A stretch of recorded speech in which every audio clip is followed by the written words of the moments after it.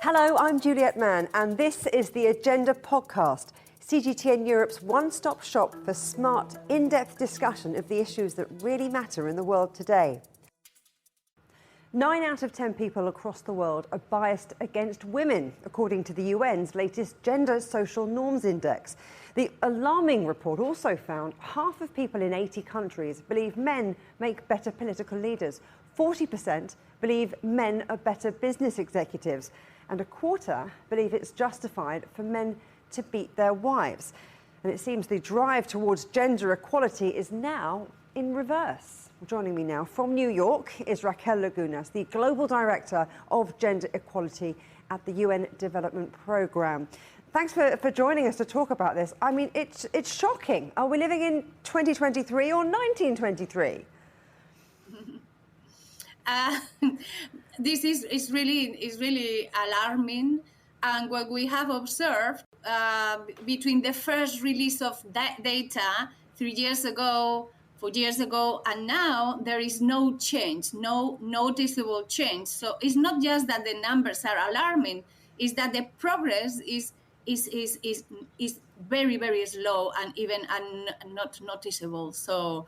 Yeah, we are facing a situation where we need to rethink as societies which kind of democracy or social contract are we looking for, where women are second citizens, third citizens. So, yeah, it's very alarming. Let's talk about how this study was put together and what it really reveals. I mean, is it an accurate snapshot of social norms everywhere and across sectors? It's covering 85% of the population. We are using the Global Values Survey. So indicators are constructed, built based on surveys, perception surveys, and are pretty accurate. So the dimensions are 3 dimensions: the political, the physical integrity, and the economic dimension. So, and I would say are pretty accurate. And 85% of population is very representative. So if this bias against women is entrenched, the UN's aim of achieving gender equality by 2030 seems like a pipe dream, doesn't it? Yeah, but yes, but let's address the positive aspect of what we are saying in the report is also that social norms are not written in stone. It's very much up to us. It can change, and it already have been evolving, right? So there are different ways of addressing this problem. What really is something that we found out and is very interesting is that many times we make assumptions, like, for instance, if we invest in education, women will access to the labor market. It is proven that we made great progress in women's access into education, but the numbers, the statistics on women's access into the labor market, formal economy, are stacked for the last, 20 years. So this is helping all of us. It needs to help all of us and governments to realize that there is this component, this dimension of social norms, values, belief systems of societies that are influencing and shaping the access to, for instance, access to jobs, or are influencing the physical integrity of half of the population of countries. So it's a very relevant finding. So when we develop, for instance, governments develop labor policies, they need to include, yes, a component on social norms change. This is just an example. But something the UN is calling for is greater recognition for women's economic contributions to society, including unpaid work. I mean, how, though, is that going to make a difference? That's a very good question. It's one of my favorite ones, if you allow me. So for UNDP, for our organization, we are really making an effort to help countries to have what we call integrated care systems. It means that we combine extension of care systems, of daycare, so the women can have free time to access to training, to better education, to access to the labor market, combined with interventions that ensure the redistribution of care, right? Like paternity leaves. It is proven that paternity leaves are big drivers of cultural change and big drivers of this redistribution of the care work.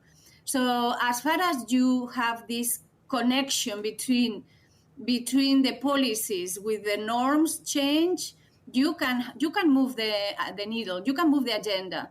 If you have more women who can access to the labor market, you promote economic empowerment, right? You promote women accessing to even decision-making positions. It's a kind of interconnected positive consequences. Something else that stood out that I found quite jaw-dropping in this report is that it revealed a quarter of people surveyed think a man beating his wife is okay. I mean, we're talking about direct threats here to women's safety. Big concerns, right? Well, it's really, it's concerning, it's alarming, but it's at the same time responding to the very alarming reality that we see every day in every single country, responding to the reality of femicides, responding to the reality that 1 out of 3 women have experienced across their lives physical and or sexual violence against them. The numbers are, and the number of women dying, killed every day is what is really alarming. This is the social norm, the statistic that you are mentioning, 25% of population justifies that, is what is sustaining this practice, this reality. So is it improbable or impossible to achieve gender equality? If not by 2030, then even in our lifetimes? It is possible, it should be possible. And this report that it has been, first of all, shocking for us, is just giving the clues on the way forward, on what do we need to do to make progress and to accelerate. And traditionally, these kind of values or perceptions or belief systems were pretty intangible and invisible. So the fact that now we know how this is working in the context of the gender inequality is just giving us the hopes that if we address and we target through policies and other entry points, that social norms change, it can happen, it should happen, because gender social norms and values are not written in stone. So at the same time, it gives us more information and clues on the solutions that we are looking for. Raquel Lagunas, thank you very much. Thank you to you. The World Economic Forum has also recently released its own Global Gender Gap Index, which suggests the gender gap is still closing, even if at an extremely slow rate. With me now is WEF Managing Director Saadia Zahidi. Great to see you again, Saadia. I want to talk about your gender equality report, because digging in, it does seem to show some small shoots of recovery, if you like, but only very, very small. I mean, how disappointed are you by this report? I think it's very clear looking at this report that at best, we can only say that we've started to reach again the levels that were being achieved in terms of gender parity pre-pandemic. But if we look at the overall rate of change over the last 17 years that we've been measuring this gender gap, it's still going to take us 131 years to get to parity. So progress has essentially nearly stalled. I mean, COVID, as you say, had a severe impact on the gender gap, with many women in particular taking on those carer roles. Is that still being felt then, or have we recovered? I think there's various elements. During the sort of immediate emergency of the pandemic and work from home mandates and schools either shutting down or sending children back in the home, that care responsibility definitely fell more disproportionately on women. I think now we're seeing a different set of trends together. One is that care infrastructure never really got built, and it wasn't there pre-pandemic. And very few countries or communities have taken that forward now today. And so that overall burden is still disproportionately on women. But there's more things happening. There's also, of course, how much digitization and how much more integration of technology took place during the pandemic and now continues to take place even more rapidly. That continues to disrupt sectors and roles where women have tended to have high levels of employment, and therefore adding another structural factor into the mix. You talk about things that have disrupted the state of play. So what do you see the biggest obstacles to achieving gender parity? And what is it that's really keeping that gender gap still so wide? One element, if we don't even look at the last few years of major disruption, what was happening before was also highly problematic, and that is essentially either the explicit or the implicit biases in organizations when it comes to hiring women, retaining women, and promoting women. A second element that is a sort of a perennial issue is the rise of women into political leadership. This still remains very low across the world. But then there's additional disruptions that have taken place in the last few years. One, of course, slower economic growth, high levels of inflation. That has a disproportionate impact on women. And then the second element is this technological change and what that is doing to both the roles that women are largely present in, but also the lack of women into the high-growing roles of the future that do require a lot of technology skills. That's where there's a new gap emerging. So let's talk about those roles of the future, STEM in particular, so science, technology, engineering and mathematics, where women are significantly underrepresented, with less than 30% of jobs in that field filled by women. So there are some initiatives around. Some governments are pushing initiatives, but perhaps not with a big enough impact, or at least not yet. What's it going to take to change that? So two things there. The differences there are really stark. So when we look at the drop from entry-level roles to CXO roles overall, that goes from about 46% to about 25%. When we look at just those STEM roles, that CXO level presence is less than just about 12%.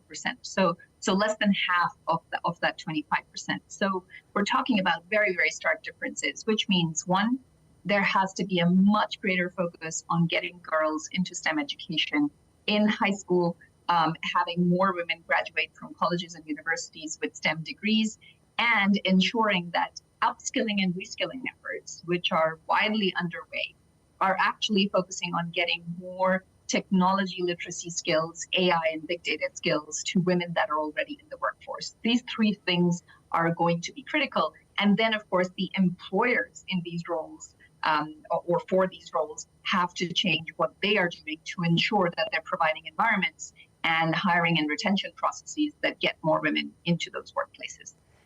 And can you give me some examples of places that are putting those plans into place and making changes happen?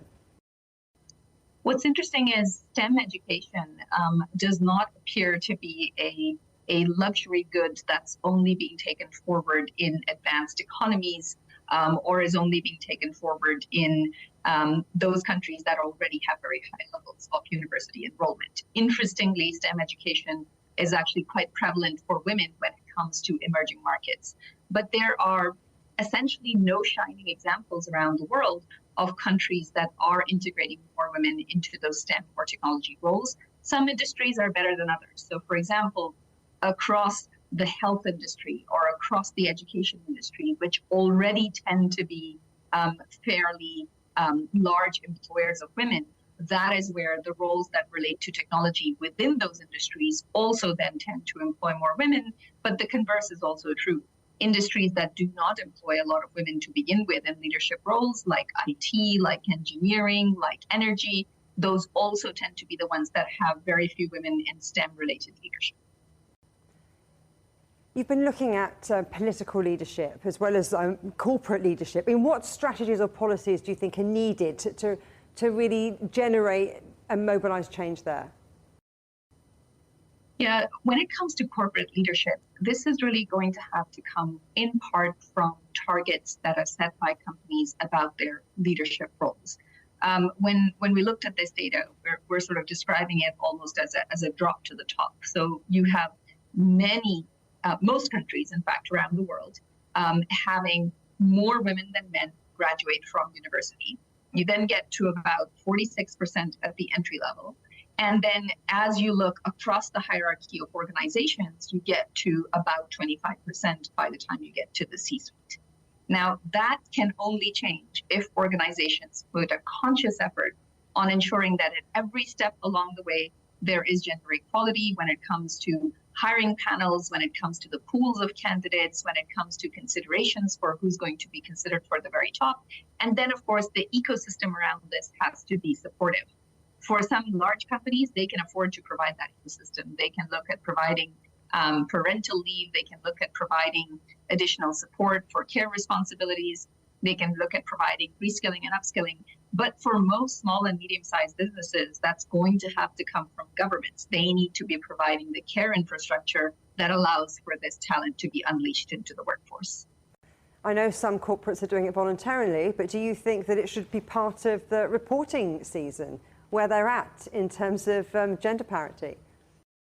So some economies, in some cases for over a decade, and in Europe and the UK, there are quotas, for example, related to corporate boards. There's also increasingly, when it comes to the S of ESG reporting, there is a focus on gender equality in some countries, and environment's mandatory in other cases not. So there is starting to be much greater consciousness. But I think beyond the statistics and the reporting, there have to be some bolder experiments, some bolder policies put in place where organizations put down some big bets and actually try to get more changes made when it comes to senior leadership. And in terms of countries that maybe have it embedded in their culture in a different way to others, you know, your report notes that the Scandinavian countries, so Iceland, Norway, Finland, as well as New Zealand, they're the most gender equal countries. But if you think about it, that's pretty small compared to the global picture. So can the world's larger countries ever catch up? So these economies, in part because they are small countries, have tended to put a premium on their human capital. They need everybody in their workforce to be contributing to the various growth and ideas and innovation and responsibilities in their economies, and therefore they have a longer history of valuing the integration of women into the workforce. They have a longer history of building the kind of care infrastructure that allows parents to balance work and family. Yet when it comes to the largest influence across global supply chains, the largest sort of repercussions in terms of role models and image, it's true that the largest economies in the world are the ones that can, one, affect their own very large populations, but two, also set an example for others. So greater leadership from countries like the United States, like China, like Brazil, like India, that is going to be important as well. But I think looking at some of these examples of countries that may be smaller, but have made very rapid changes is also interesting. And countries that have done so, or at least have shown really rapid progress in the last few years of the 17 years that we've been measuring this gender gap, include, for example, the United Arab Emirates that continues to climb up in the rankings. I wonder if you worry with all of the other things going on in the world, you know, economic meltdown, conflict, climate crisis, is this issue of gender equality getting pushed too far countries' and companies' list of priorities? So it has been pushed further down on the global agenda. And at the same time, this is exactly the moment when it should be much higher up on the global agenda, because all of these challenges that you just referred to, we're not going to solve them without diversity of thought, without having the full power of human capital and human ingenuity being put into solving these challenges. And we know that teams that are more diverse make better decisions. We know that companies that are more diverse tend to perform better in stock markets. We know that countries that are more gender equal also tend to be more competitive, more innovative, more productive, more stable societies. So if we want to have a shot at solving some of these challenges faster rather than slower, then actually women have to be much more present than they currently are in positions of leadership and being able to make a dent on some of these crises. So this is actually the moment to invest even more in gender equality and ensure that we're accelerating progress on this agenda rather than decelerating as currently happening. Saadia Zahidi, always great to talk to you. Thank you. Thank you. We've heard the alarming statistics from the UN and the World Economic Forum, but there are some companies that have made sure that female representation is at the very heart of their businesses. In the travel sector, Chinese company Trip.com is leading the way, and I'm joined now by CEO Jane Sun. Jane, your business is growing, but so too is your gender balance. Trip.com Group leads the travel industry in female representation. You've got 50% plus female employees and women in almost half of all leadership positions. So what are you doing that others aren't? Trip.com is one of the major internet company in China and in Asia because I'm the only very few female CEOs in the major internet companies. Our chairman and myself always feel lots of responsibility to pave the way to support our female leaders. So we do quite a lot for our policy to be able to empower our female leaders. For example, when a female is pregnant, we offer free taxi to bring them to work and take them home. When the baby is born, we give them 800 as a gift, 3,000 as education fee. When they come to work, we offer very nice nursing rooms and flexible working hours. And we still don't think that's enough. So for a lot of high talented women employees, after they get their PhDs, they're already at the age of 28. And the doctors normally will classify any pregnancies after 35 as high risk pregnancy. So we're only giving them 7 years to build a career, build a family, and have children. And that is very demanding. So now we have a policy. If our women employees would like to use high technology to have their eggs frozen, we will pay for it. And it is very well welcomed by our women employees in the company. And recently, we just have another policy which received very good welcome by female workers. For the employees who gave birth after July 1st of this year, on their children's birthday, we will give 10,000 per year from age 1 to age 5. By doing that, we commit 1 billion RMB for this endeavor to support our employees to achieve the empowerment of gender equality as well as women's leadership. So those are some alluring incentives you're offering there. You're saying it's not just about hiring women, it's about finding reasons to keep them. But you're a big, fast-growing company with a contingency Correct. fund.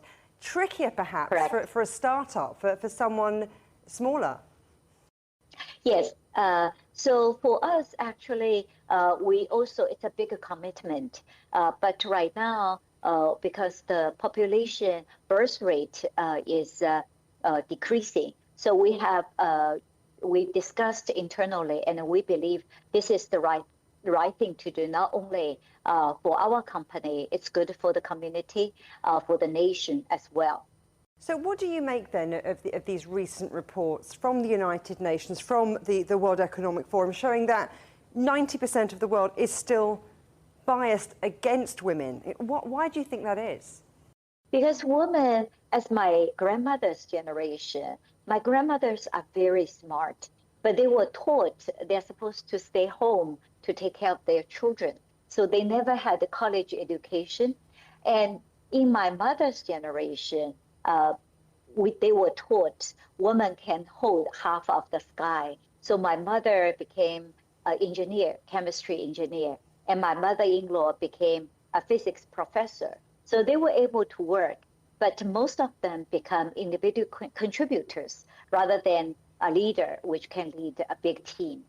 And in my generation, fortunately, we are able to have an opportunity to work just as our peers, as the male counterparts. However, we still have a lot of hurdles to overcome because right now, women is considered not only need to be very successful in career, they also need to raise children very successfully, bring a family very successfully, and the standard to evaluate women and men sometimes are not very equal. So I always tell our employees, we need to be prepared to invest twice as much efforts as our other counterparts. But the good thing is we also get two sets of the harvest. One is from our career, one is from our families. Now, you believe that every organisation must have women at the executive and board levels and be mindful of benefits for female employees.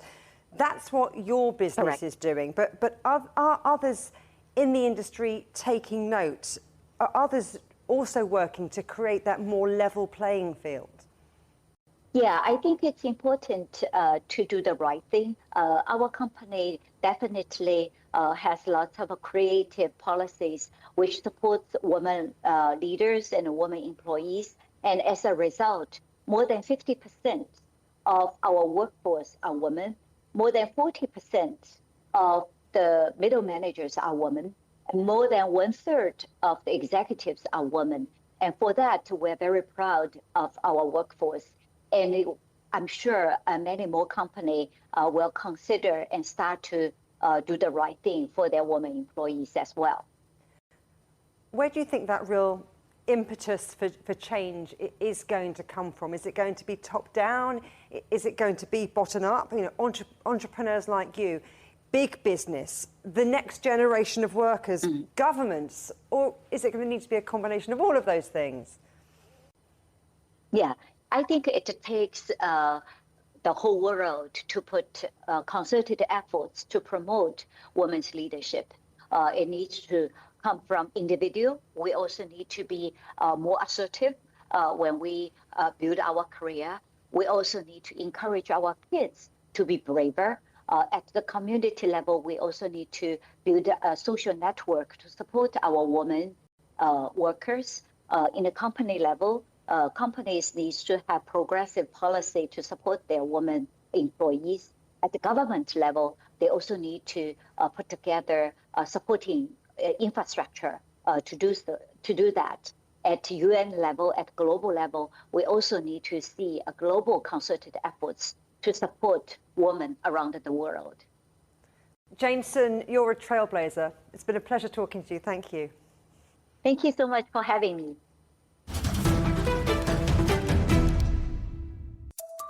Remember, you can subscribe to this podcast on iTunes, Stitcher, Spotify, or wherever you get your podcasts.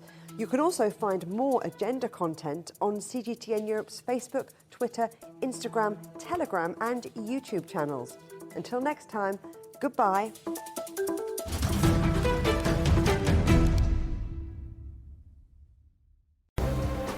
The most interesting questions. Are there other living beings beyond Earth? Will man or machine be in charge? Great question. Always have more than one answer. Well, hold on, let me just draw up a list. And always come from more than one person. That's where the credibility lies. The concept of having a machinery which is alive and evolving didn't wait for us. The end of inequality of incomes and wealth around the world, can you imagine how difficult that is at the moment to achieve?